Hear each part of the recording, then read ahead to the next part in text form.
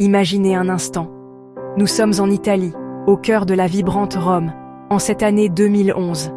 Les rues murmurent des histoires millénaires, des secrets d'empereurs, des secrets de papes. Mais l'histoire qui va bientôt captiver le pays et le monde entier ne concerne ni un politicien, ni une star de cinéma. Non, elle concerne un petit chat noir, un félin aux yeux verts perçants, répondant au nom de Tommaso. Ce chat menait une vie simple et anonyme, puis son destin a basculé de façon spectaculaire. Il est devenu l'héritier d'une fortune colossale, un véritable millionnaire à quatre pattes, prouvant que les contes de fées modernes touchent aussi les animaux.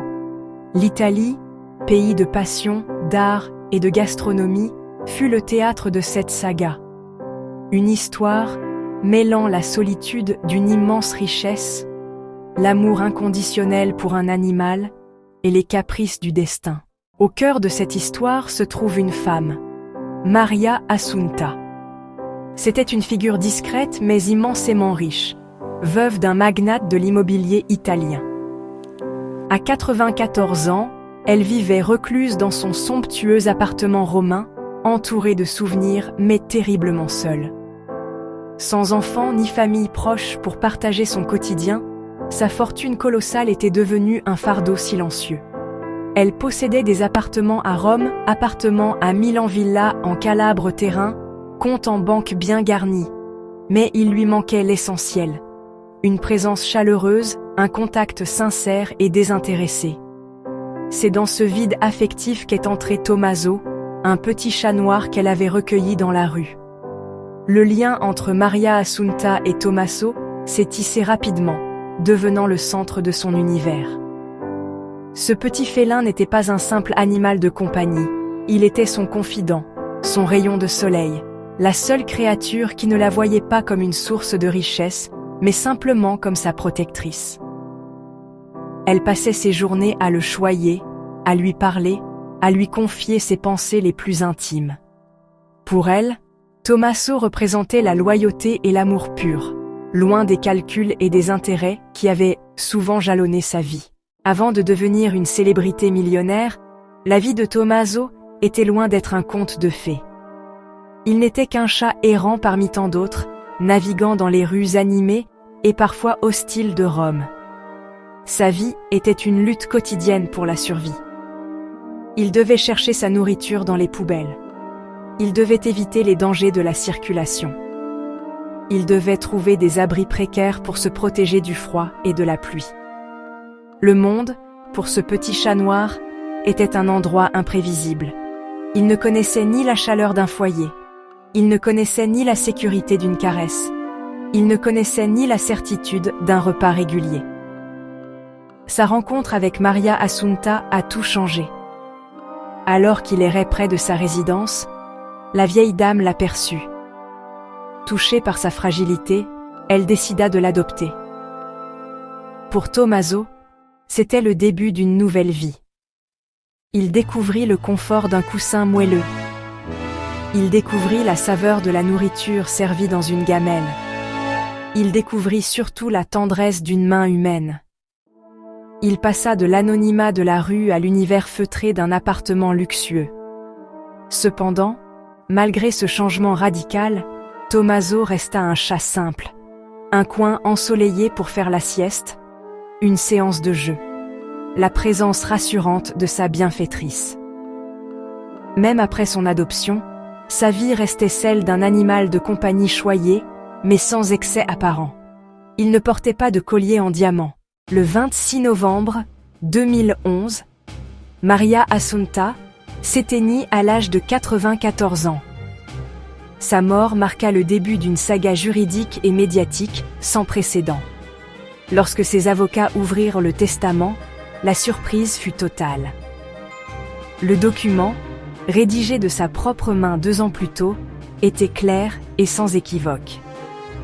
Elle léguait l'intégralité de sa fortune, non pas à une lointaine connaissance ou à une œuvre de charité, mais à son fidèle compagnon, le chat Tommaso. La loi italienne ne permettant pas à un animal d'être un héritier direct, la fortune fut confiée à une personne chargée de veiller au bien-être du félin.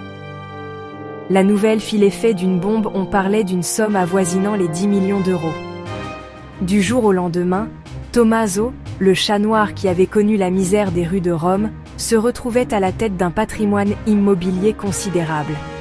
Appartements, villas, liquidités substantielles. Il devint instantanément l'un des animaux les plus riches de la planète, surpassant d'autres célèbres héritiers à 4 pattes. Le monde découvrait avec stupéfaction. Le testament de Maria Assunta mentionnait la nécessité de trouver une personne de confiance. Au départ, les avocats de la défunte avaient lancé un appel pour trouver une association de protection animale adéquate. Maria Assunta avait déjà exploré cette voie sans succès, n'ayant trouvé aucune organisation qui lui inspirait une confiance totale. C'est alors qu'une personne, qui connaissait intimement Maria Assunta et Tommaso, s'est révélée être la solution parfaite. Cette personne était Stefania, l'infirmière et gouvernante qui s'était occupée de la vieille dame durant ces dernières années. Stefania n'était pas une inconnue pour Tommaso. Elle faisait partie de son quotidien. Elle avait soigné Maria Assunta avec dévouement. Elle était la dernière personne à avoir vu Maria Assunta en vie et comprenait mieux que quiconque l'attachement profond qui liait la femme et son animal. Stefania elle-même a avoué n'avoir eu aucune idée de l'immense richesse de sa patronne. Elle la connaissait comme une dame âgée, seule et discrète, dont le plus grand trésor était son chat. Sa nomination comme tutrice de Tommaso et administratrice de la fortune était donc une suite logique et naturelle. En acceptant cette responsabilité, Stefania est passée de l'ombre à la lumière. Elle est devenue la gardienne du chat le plus riche d'Italie. Sa mission était double. D'une part, assurer à Tommaso une vie paisible, remplie d'amour et de soins, loin de l'agitation médiatique. D'autre part, elle devait gérer un patrimoine immobilier et financier considérable. Elle a promis de respecter les dernières volontés de Maria Assunta, déclarant que le bien-être du chat serait toujours sa priorité absolue. Elle a déménagé avec Tommaso dans une maison discrète en dehors de Rome pour le protéger de la curiosité du public. Le rôle de Stefania dans ce conte moderne est essentiel. Dès que la nouvelle de l'héritage de Tommaso a été rendue publique, les médias du monde entier se sont emparés de l'histoire. Le chat millionnaire de Rome, Tommaso, le félin qui valait 10 millions d'euros, de la rue au luxe, l'incroyable destin d'un chat italien. L'histoire avait tous les ingrédients pour captiver le public. Un animal attachant, une fortune colossale, une vieille dame solitaire et une touche d'excentricité. Les chaînes de télévision ont envoyé des reporters à Rome, espérant apercevoir le fameux chat ou interviewer les personnes impliquées. La saga de Tommaso est rapidement devenue un phénomène viral. L'histoire a été traduite dans des dizaines de langues, faisant le tour du globe. Chacun y allait de son commentaire. Les magazines People publiaient des articles détaillés sur la vie de Maria Assunta. Des experts juridiques étaient invités sur les plateaux de télévision. Tommaso, sans même le savoir, était devenu une superstar internationale. Son visage de petit chat noir s'affichait sur les écrans et les pages glacées du monde entier. Cette frénésie médiatique a eu des conséquences directes sur la vie de Tommaso et de sa nouvelle gardienne, Stefania. Pour protéger le chat, Stefania a pris des mesures drastiques. Elle a quitté Rome pour s'installer dans un lieu tenu secret. Une maison avec un jardin où Tommaso pourrait vivre en toute sécurité, loin des objectifs des photographes. Elle a refusé la plupart des demandes d'interview, insistant sur sa priorité, offrir une vie normale à son protégé. La réaction du public face à l'histoire de Tommaso fut un mélange complexe d'émotions. La première réaction, quasi unanime, fut la stupeur. L'idée qu'un chat puisse hériter d'une somme d'argent capable de changer la vie de centaines de familles était tout simplement ahurissante. Les gens lisaient et relisaient les articles, n'arrivant pas à croire à la véracité de l'information. C'était une histoire qui semblait tout droit sortie d'un film de Disney, mais elle était bien réelle, se déroulant dans l'Italie contemporaine. Cet élément de surprise a été le principal moteur de la fascination initiale, propulsant Tommaso au rang de curiosité mondiale. Rapidement, à la stupeur se sont mêlés des sentiments plus contrastés. D'un côté, il y avait l'émerveillement.